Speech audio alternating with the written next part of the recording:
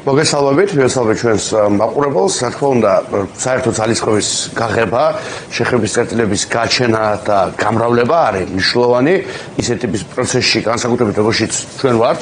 ახლა ამჟამად რუსული ტიპის ავტოკრატიასთან, მე ვიტყოდი უკვე დიქტატურასთან ბრძოლის პირობებში, ამიტომაც ჩვენ, რა თქმა უნდა, ვართ ჩართული ამ პროცესში. ეს არის თავისთავად საინტერესო პროცესი. ჩვენ ყოველთვის აქვე ვიყავით ღია მეტი კოორდინაციის მეტი ერთობისთვის, არაერთხელ აი ამ წლების განმავლობაში გამოგვიჩენია მსგავსი ტიპის ინიციატივა, ჩართულობის სურვილი, ვიყავით პრაქტიკულად ყველა სხვადასხვა საკონსტიტუციო რაღაცა პლატფორმის თუ ფორმატის ნაწილი და ახლა ბუნებრივია ვართ ამ საერთო დიალოგის ნაწილი და რა თქმა უნდა მივესალმებით მეტ კოორდინირებას. რაც შეეხება უფრო მეტ სინერგიას და უფრო მეტ შეხების წერტილებს, ჩვენთვის თავარი არის და მე კიდევ ერთხელ გავუსვამ ამას ხაზს, შეჯერება ერთიან სტრატეგიულ ხედვაზე. თუ არ იქნება ერთიანი სტრატეგიული ხედვა და ერთიანი ხედვა ტაქტიკურ საკითხებზეც მათ შორის ასეთი ტიპის ვერც კოორდინაციის ფორმატები და ვერც ერთობის ფორმატები ვერ ამართლებს ხოლმე და პირადად ჩემთვის ძალიან მნიშვნელოვანია, რომ აი გასული წლიდან ვისაუბროთ ეს გაკვეთილი, ხო? რომ მარტო ერთობა ერთობისთვის არ არის არც საინტერესო და არც ეფექტიანი საზოგადოება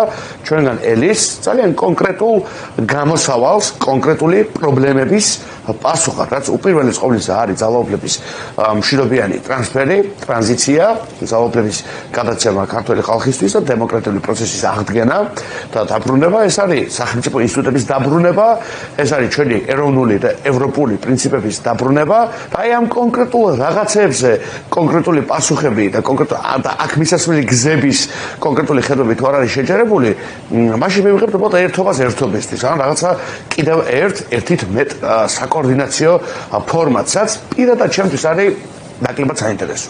აი ეს ფორმატი, უბრალოდ ეს ეტაპი, რამდენად საინტერესო გეჩვენებათ მაშინ. აი ახლა პროცესი რაც მიმდინარეობს, აი ეს ნახოთ, გამოჩნდება ნახეთ, მე არ მიყვარს რაღაც გაბუქება, არ მიყვარს მოლოდინების. რითი განსხვავდება მაშინ აი ეს გითხარით, ეს პროცესი იმ პროცესებისგან, რომელიც აქამდე არაერთხელ უნახავს საზოგადოებას. მე ვფიქრობ, კონტექსტები განსხვავდება ზოგადად ქვეყანაში, ხო? ყველა დამეთაყვება, განსხვავებით თუნდაც ნახევარი წლის წინანდელი პერიოდიდან და მithოდეს ერთი წლის წინანდელი პერიოდიდან ჩვენ ვართ თვისებრივად განსხვავებულ ვითარებაში. ანუ ჩვენ რომც არ შევეცვალოთ, ვითარება არის ირგვლივ ფუნდამენტურად შეცვლილი და რა თქმა უნდა შეცვლილ ვითარებაში ჭირდება შეცვლილი ადაპტირებული პასუხები. ხო, მაგრამ ჩვენ ის დრაკონული კანონები რომელიც არის მიღებული, ბევრად უფრო მკაფიოდ გაუარესებული და გამოხატული, მე ვიტყოდი საგარეო პოლიტიკური ვექტორის ცვლილება, რაც უკვე წლები ამიტის, ხო? და ეს წინ და უფრო მეტიცია ძალიან კარგად იყო ცხადი, მაგრამ სულ უფრო მეტად ცხადდება.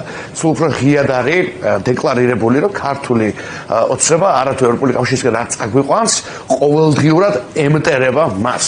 და სპიკერი, ეგრეთ წოდებული სპიკერი და ეგრეთ წოდებული პრემიერ-მინისტრი ძალიან მეთოდურად საათებს უთმობენ ყოველ კვირა ამაზე საუბარს, ამის წინააღმდეგ საუბარს. შესაბამისად, ბევრად უფრო მკაფიოა ყველაფერი, ბევრად უფრო ზედაპირზე არის ვითარება, ბევრად უფრო კარგად ხვია სახელი და რა თქმა უნდა ეს მოითხოვს მთელი რიგი მიმართულებებით ადაპტირებულ, განახლებულ პოლიტიკურ მიდგომას ჩვენგანაც.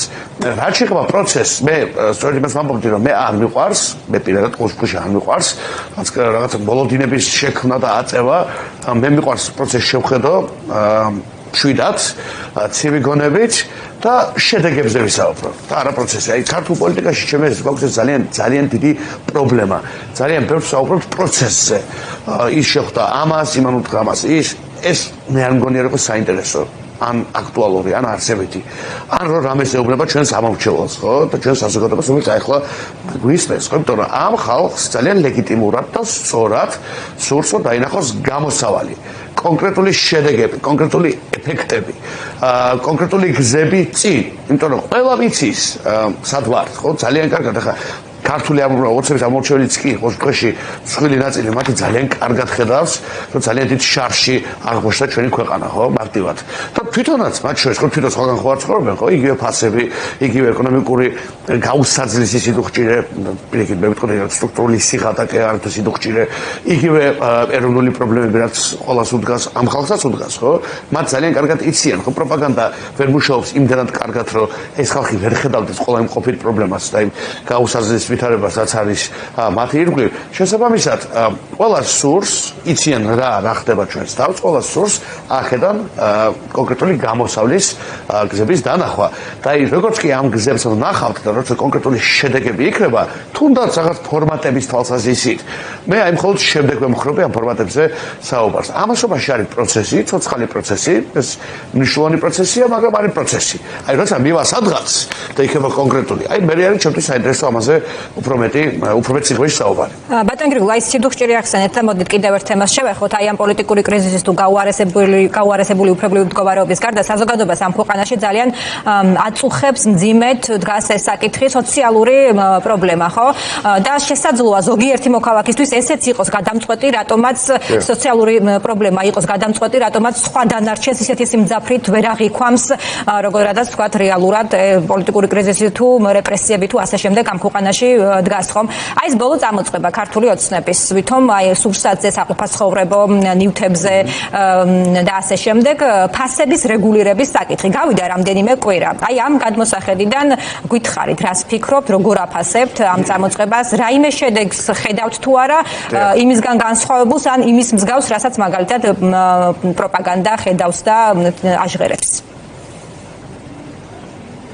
ხო, პერიოდში დაგეთანხმებით აბსოლუტურად სოციალური და ეკონომიკური ტიპის საკითხები არის განუყოფელი იმ პოლიტიკური შინაარსიდან, რომელშიც ჩვენ ვართ და ძალიან ხშირად ადამიანები უშვებენ შეცდომას, მე ვიტყოდი მომაკვდინებელ შეცდომას, მართლა ფატალურ საბედისწერო პოტენციურად შეცდომას, როდესაც ამბობენ, რომ ეხლა ეს კი არა, არამედ ის პოლიტიკური კრიზისის თემები, პოლიტიკური ლიბერალიზმის თემები, ანუ თქვათ კონსტიტუციონალიზმის თემები, ხო, მიტაცებული სახელმწიფო, მიტაცებული სასამართლო, უფლებრივი მდგომარეობა, ხო, სამართლებრივად რაც არის დრაკონული კანონები, ეს არის რა თქმა უნდა ფუნდამენტურად მნიშვნელოვანი, რა თქმა უნდა დემოკრატიას თუ საუბარი, ამის გარეშე დემოკრატია არ არსებობს, ხო?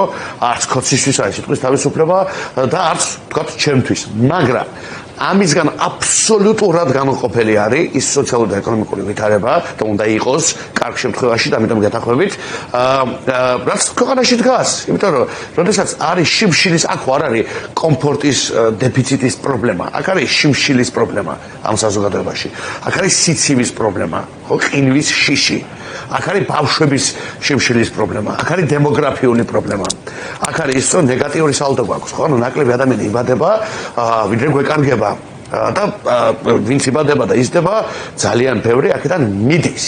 ანუ აღარ იქნება ამ ქვეყნის თანაინვესტორი, ხო? ამ ქვეყანაში აღარ ხედავს საკუთარ მომავალს, აქ არ გააჩენს შვილს, აქ არ შექმნის დოვლათს, აქ არ შექმნის ცოდნას ქართულ ენაზე, აქ არ გამოსცემს წიგნს, აქ არ იქნება ექიმი. აი ამ პროცესს უყურებთ, ხო? სახელმწიფო კვდება, სახელმწიფო რაღაცა ქვები და მიწები ხო არ არის, ხო? ჩვენ ვართ, ხო? უპირველეს ყოვლისა, ცოცხალი ქართველები, ცოცხალი მოქალაქეები. და ეს ჩვენი კომპონენტი კლებულობს, ქრება და ამის პარალელურად 9 მილიონი კვადრატული მეტრი მიწა გადაეცემა იქ არაბებს. ამის პარალელურად გვაქვს აბსოლუტურად უკონტროლო ვითარება დემოგრაფიული თვალსაზრისით ქვეყანაში, აბსოლუტურად უკონტროლო. ამის პარალელურად წარმოიდგინეთ კაცი, მარტივად კაცი, რომელიც იყო იმ მინისტრთა კაბინეტის წევრი, იმ საპარლამენტო ჯგუფის უმრავლესობის ლიდერი, იმ პარტიის სპიკერი, რომელსაც ყავდა მილიონების მომპარავი, წარმოიდგინეთ.